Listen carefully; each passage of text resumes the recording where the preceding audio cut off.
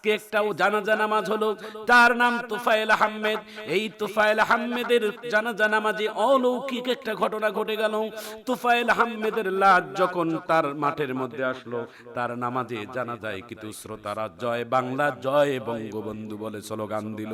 ভাইয়েরা আমার, বন্ধুরা আমার, জয় বাংলা জয় বঙ্গবন্ধু স্লোগান হচ্ছে রাজনীতির স্লোগান, কিন্তু একটা মৃত্যু ব্যক্তির লাশ নিয়ে এই রকম স্লোগান দেওয়া শরীয়তে কোনো জায়েজ নাই। বরং একটা মৃত্যু ব্যক্তির জন্য মাগফিরাত কামনা করা, দোয়া করা, আল্লাহ যেন তাকে মাফ করে দেয়, এটা ছিল তাদের দায়িত্ব। কিন্তু এই দোয়া না করে জয় বাংলা জয় বঙ্গবন্ধু বলে স্লোগান দিয়ে বিতর্কিত সৃষ্টি করলো, এটা মোটেই ঠিক করে নাই। জোরে বলুন ঠিক কিনা? বাংলাদেশের বর্ষিয়ান রাজনীতিবিদ তোফায়েল আহমেদের ইন্তেকালের পরে তার লাশ নামাজে জানাজা হতে যাচ্ছিল বাংলাদেশের ঢাকা। এই হচ্ছে না, হ্যাঁ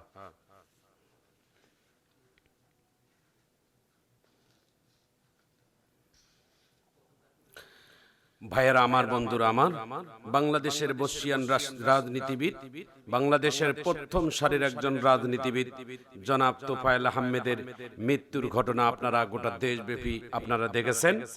এই লোকটি ছিলেন বাংলাদেশের একজন প্রথম সারির রাজনীতিবিদ। তার নামাজে জানাজা ঢাকাতে আমরা দেখলাম।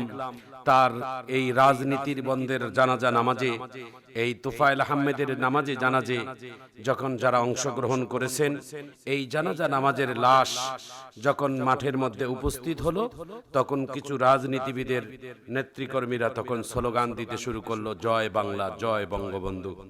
প্রশ্ন একটি, একটা মৃত্যু ব্যক্তির জানাজা নামাজ নিয়ে আমাদের কোনো সহিংসতা নেই, কোনো প্রতিবাদ নেই। কারণ মুসলমান হিসেবে মারা গেলে তার নামাজে জানাজায় অংশগ্রহণ করা, মুসলমান হিসেবে ইন্তেকাল করলে তার নামাজে অংশগ্রহণ করা, এটা মুমিন হিসেবে, একজন মুসলমান হিসেবে আমাদের দায়িত্ব থেকে যায়। রাসূল করিম সাল্লাল্লাহু আলাইহি ওয়াসাল্লাম বলেন, একটা মৃত্যু ব্যক্তির নামাজে জানাজায় কেউ যদি কোনো মুসলমান যদি শরীক হয়, আল্লাহ তাআলা তার আমল নামে 1 কেরাত সওয়াব দেওয়া হয়। আমি এই হাদিসটা আপনাদের সামনে কিছুক্ষণ পরে বলছি।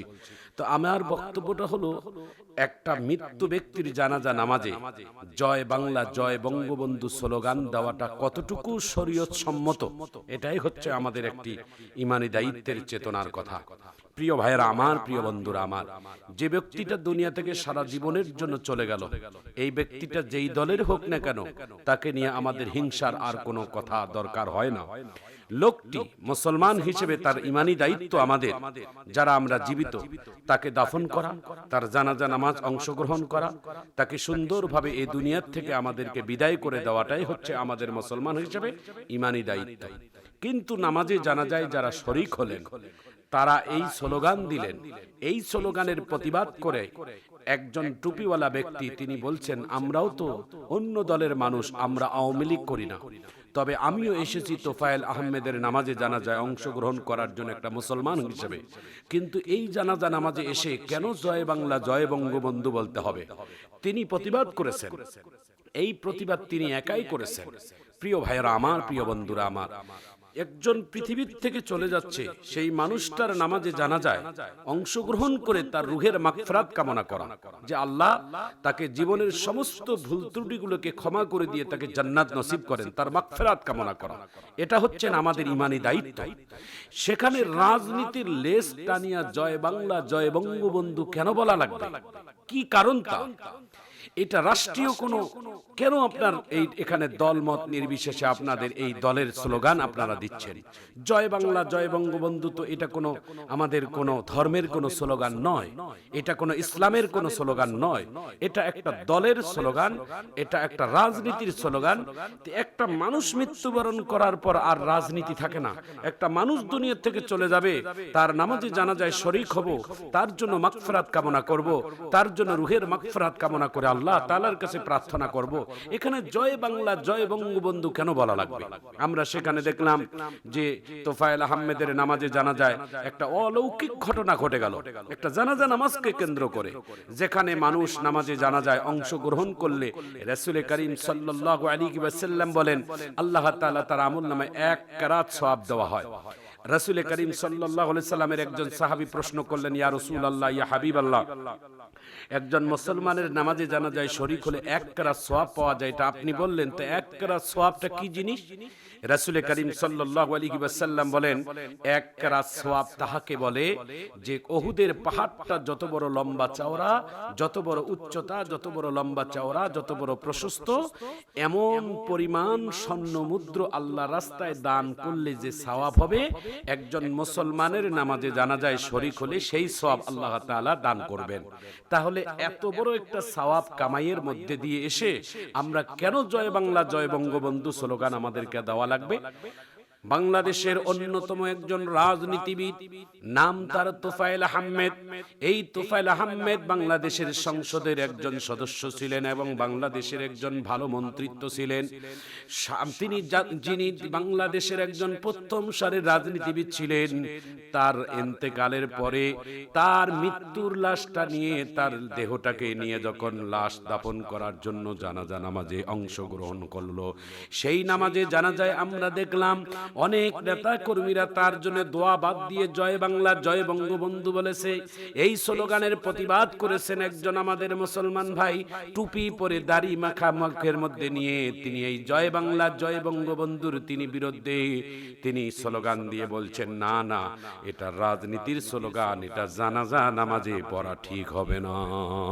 ভাইয়েরা আমার, বন্ধুরা আমার, একজন ব্যক্তি দুনিয়ার থেকে চলে গেলে তার কোনো দল আর দলমত নির্বিশেষে আমাদের ইমানি দায়িত্ব তার জন্য জানাজা নামাজে অংশগ্রহণ করা, তার গোসল কাজ সম্পূর্ণ করা, তাকে সুন্দর করে কাফনের কাপড় পেঁচিয়ে দিয়ে তার জন্য 4 তাকবীরে জানাজা নামাজ দিয়ে তাকে সুন্দর করে যত্ন করে কবরের মধ্যে রাখিয়া দেওয়া, এটা আমাদের মুসলমান ভাই হিসাবে ইমানি দায়িত্ব। কিন্তু বাংলাদেশের মাটিতে এটা দেখা যায় এই মাইয়িতের লাশ নিয়েও রাজনীতি করে। বিগত দিনে দেখেছি আমরা অনেক রাজনীতিবিদের কারণে, যেমন আমরা বিগত দিনে দেখেছি আমাদের অনেক ভালো ভালো ওলামায়ে কেরাম মৃত্যুবরণ করেছে, তার লাশ অমুক জায়গায় দাফন করা হবে না, তার অমুক জায়গায় জানাজা নামাজ পড়ানো হবে না। এই হিংসা বিদ্বেষ তো তারাই শিক্ষা দিয়েছেন, হিংসা বিদ্বেষ তো তারাই দেখিয়ে দিয়েছেন। কোরআনের পাখি আল্লামা দেলওয়ার হোসেন সাঈদী রহিমাহুল্লাহ তিনি মৃত্যুবরণ করেছেন। তিনি মৃত্যুবরণের পড়ার পর ঢাকার মধ্যে তারা নামাজে জানাজার জন্য তারা চেয়েছিলেন, তারা জানাজা নামাজ তার ঢাকার মাটিতে করতে দেওয়া হয়নি। তার লাশ নিয়ে কত ষড়যন্ত্র করানো হয়েছে, এই বিদ্বেষগুলো তো তারাই দেখিয়েছেন। প্রিয় ভাইয়েরা আমার, প্রিয় বন্ধুরা আমার, বাংলায় একটা প্রবাদ আছে, আল্লাহর মায়ের বেতের বার। নিজের জন্য, মানুষের জন্য বিপদ ফেলানোর জন্য গর্ত করবেন, সেই বিপদে আপনি নিজেই গর্তের মধ্যে পড়ে যাবেন। এই জন্য সুতরাং এই কথাটা বলে রাখবেন যে মানুষের রাজত্ব, মানুষের ক্ষমতা চিরস্থায়ী নয়, চিরস্থায়ী মানুষের ক্ষমতা নয়, চিরস্থায়ী মানুষ কোনোদিন ক্ষমতাসীন হতে পারে না। চিরস্থায়ী ক্ষমতাসীন একমাত্র, শুধুমাত্র, কেবলমাত্র একজন, তিনি হচ্ছেন আল্লাহ। ওয়া মাকারু ওয়া মাকারাল্লাহ ওয়াল্লাহু খায়রুল মাকিরিন। নদীরে কুল ভাঙে ও কুল গড়ে, এই তো নদীর খেলা, সকাল বেলার ধনীর তুই ফকির সন্ধ্যা বেলা। একজন মানুষ মারা গেলে তার জানাজা নামাজ পড়িয়ে তাড়াতাড়ি তাকে দাফন কার্য করো। আল্লাহর রাসূল সাল্লাল্লাহু আলাইহি সাল্লাম বলেন 3 কাজ কখনো তোমরা দেরি করবা না। 1 নাম্বার কাজ হচ্ছে মানুষ মারা গেলে দেরি না করে তাকে দাফন কার্য করো। 2 নাম্বার ছেলেমেয়ের বয়স হয়ে গেছে তাড়াতাড়ি বিবাহের ব্যবস্থা করো। 3 নাম্বার আল্লাহ তাআলা আজান হয়ে গেছে, আজানের সময় আর দেরি করা যাবে না, উজু করে তোমরা তাড়াতাড়ি মসজিদে যাও। একজন মানুষ মৃত্যুবরণ করলেন, তার জন্য কবর যদি সে জাহান্নামী হয়, জাহান্নামের ফেরেশতারা তাকে আযাব দেওয়ার জন্য সর্বক্ষণ প্রস্তুত থাকে। একজন মানুষ যদি আল্লাহওয়ালা দিনদার পরহেজগার হয়, সে যদি জান্নাতি হয়, তাহলে আল্লাহ তাআলা তাকে জান্নাত দেওয়ার জন্য জান্নাতীর ফেরেশতারা ইন্তজার করে। এজন্য অপেক্ষা করা যাবে না, তাড়াতাড়ি মৃত্যু ব্যক্তির নামাজে জানাজা দিয়ে তাড়াতাড়ি দাফন কার্য করো। এটা হলো আমাদের মুসলমান মুসলমান হিসেবে আমাদের দায়িত্ব হোক। নবীর কন্যা হযরতে ফাতেমা রাদিয়াল্লাহু তাআলা আন, তিনি হচ্ছেন সাইয়্যিদাতুন নিসাই আহলিল জান্নাহ। সমগ্র নারী জাতির জন্য তিনি হচ্ছেন জান্নাতের লিডার। সেই হযরতে ফাতেমা রাদিয়াল্লাহু তাআলা আনহার ইন্তেকালের পরে হযরতে আবু যর গিফারি রাদিয়াল্লাহু তাআলা আনহু, একজন জলিল কদর সাহাবী, তিনি হযরতে ফাতেমার কবরের দায়িত্ব নিয়েছেন, খনন করলেন। কবর খনন সম্পূর্ণ ক্লিয়ার করার পরে হযরতে আবু যর গিফারি রাদিয়াল্লাহু তাআলা কবরের মাটিকে লক্ষ্য করে তিনটি প্রশ্ন করেছেন, হে কবরের মাটি, তুমি জানো না আজকে তোমার বুকে কাকে রাখা হবে? তোমার বুকে যাকে রাখা হবে তার পরিচয় হচ্ছেন তিনি সাইয়্যিদাতুন নিসাই আহলিল জান্নাহ। সমগ্র নারীদের জন্য যিনি জান্নাতের নেতৃত্ব দিবেন তিনি হচ্ছেন হযরতে ফাতেমা। খবরদার ফাতেমার সাথে তুমি বেয়াদবি করিও না। কবর থেকে কোনো আওয়াজ নাই। হযরতে আবু যর গিফারি রাদিয়াল্লাহু তাআলা আন আবারও কবরকে উল্লেখ করে উদ্দেশ্য করে দ্বিতীয় প্রশ্ন করলেন, হে কবর, তুমি জানো না আজকে তোমার বুকে কাকে রাখা হবে? আল হযরতে আবু যর গিফারি রাদিয়াল্লাহু তাআলা আনহু বলেন, তিনি হচ্ছেন দুই সন্তানের জননী, যার নাম আল হাসান আল হুসাইন, সাইয়্যিদা শাবাবি আহলিল জান্নাহ। জান্নাতের যুবকদের যারা নেতৃত্ব দিবেন, যারা সর্দার হবেন, তারাই হচ্ছেন দুই ভাই, একজনের নাম ইমাম হাসান আর একজনের নাম ইমাম হুসাইন। খবরদার ইমাম হাসাইন হুসাইনের মায়ের সাথে বেয়াদবি করবা না। কবরের ভিতর থেকে কোনো আওয়াজ আসে না। হযরতে আবু যর গিফারি রাদিয়াল্লাহু তাআলা আনহু ডাক দিয়ে বলে, হে কবরের মাটি, আর একবার তোমাকে বলি তোমার বুকে কাকে রাখা হবে? কবরের ভিতর থেকে কোনো আওয়াজ আসে না।